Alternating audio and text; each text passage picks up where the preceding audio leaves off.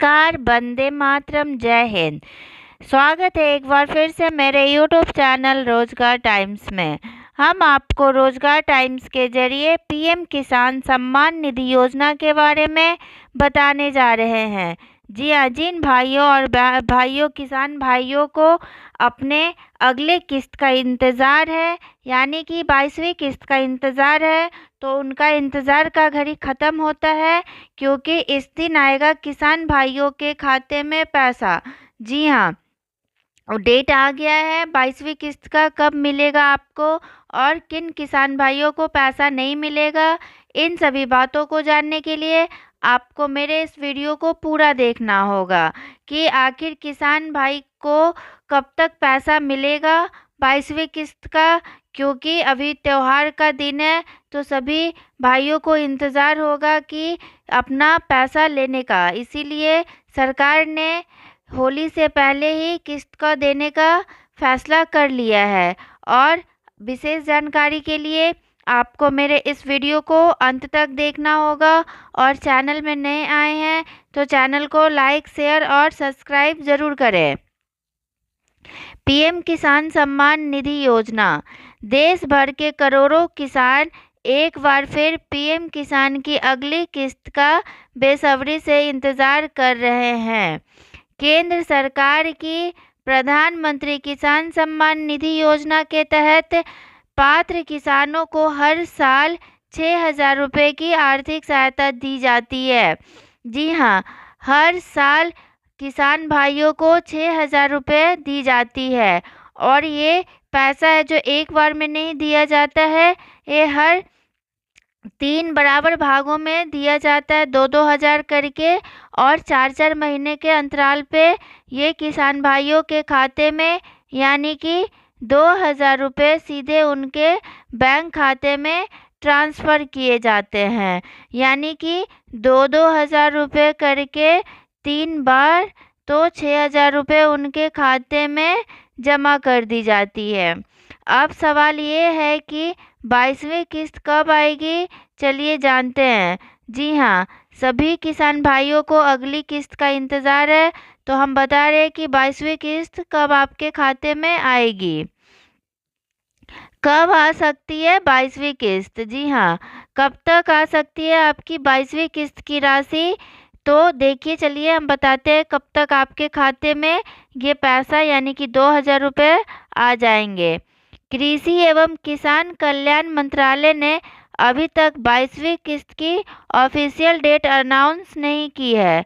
जी हाँ, अभी तक इसका ऑफिशियल डेट नहीं आया है, लेकिन विभिन्न मीडिया रिपोर्ट्स में दावा किया जा रहा है कि फरवरी के आखिरी या मार्च के शुरुआत में 2,000 रुपये की किस्त जारी की जा सकती है। यानी कि आपको होली के तक उम्मीद है कि पैसा आपको मिल जाएगा। गौरतलब है कि इससे पहले 21वीं किस्त, यानी कि नवंबर 2025 को किसानों के अकाउंट में भेजी गई थी। यानी कि 21वीं किस्त था जो नवंबर महीने में भेज दिया गया था। अब 22वीं किस्त का जिन भाइयों को इंतज़ार है, उनका इंतज़ार का घड़ी ख़त्म हो गया है, और जिन्होंने अभी तक अपना ई-केवाईसी वगैरह, फार्मर आईडी वगैरह नहीं बनवाया है, तो जाकर तुरंत बनवा लें, क्योंकि अगर सभी दस्तावेज अपडेट रहेंगे तो ही आपके खाते में समय पे पैसा पहुंच पाएगा, वरना पैसे पहुंचने में देर हो सकती है। इसलिए सभी किसान भाई अपना सारा दस्तावेज को अपडेट कर ले, और यह लास्ट फरवरी नहीं तो होली के पहले आपके खाते में भेज दी जाएगी पैसा। किन किसानों को मिलेगा लाभ और किन किसानों को इसका लाभ नहीं मिलेगा, अगर आपको जानना है तो मेरे इस वीडियो को पूरा देखें। इस स्कीम का फ़ायदा उन छोटे और सीमांत किसान परिवारों को मिलेगा जिनके नाम पर खेती योग्य ज़मीन दर्ज है। हालांकि लाभ लेने के लिए कुछ ज़रूरी शर्तें भी हैं, जैसे किसान के नाम पर ज़मीन का वैध रिकॉर्ड होना चाहिए, साथ ही आधार कार्ड अनिवार्य है, और ई-केवाईसी पूरा होना चाहिए। जी हाँ, ई-केवाईसी ज़रूरी है। अगर आपका ई-केवाईसी नहीं हुआ है तो आपका पैसा भी आप तक नहीं पहुंच पाएगा और आप पीएम किसान सम्मान योजना का लाभ नहीं ले पाएंगे। और आपका ज़मीन आपके नाम पे होना चाहिए, तभी आपको इसका पैसा मिलेगा।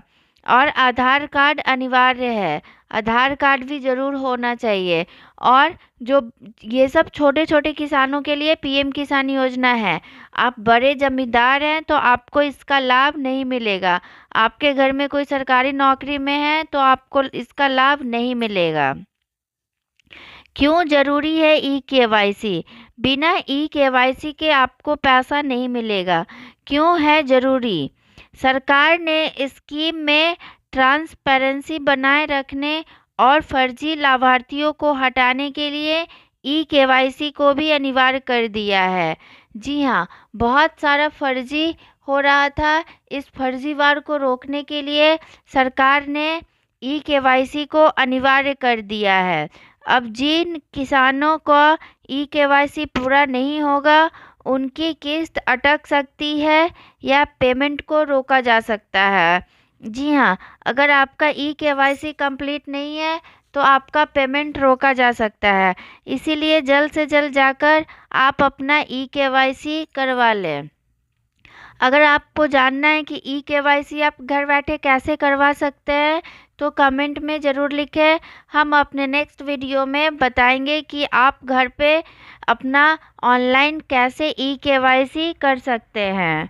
और अगर आपको अब मेरा वीडियो पसंद आता है तो लाइक करें, कमेंट करें और तब तक के लिए धन्यवाद।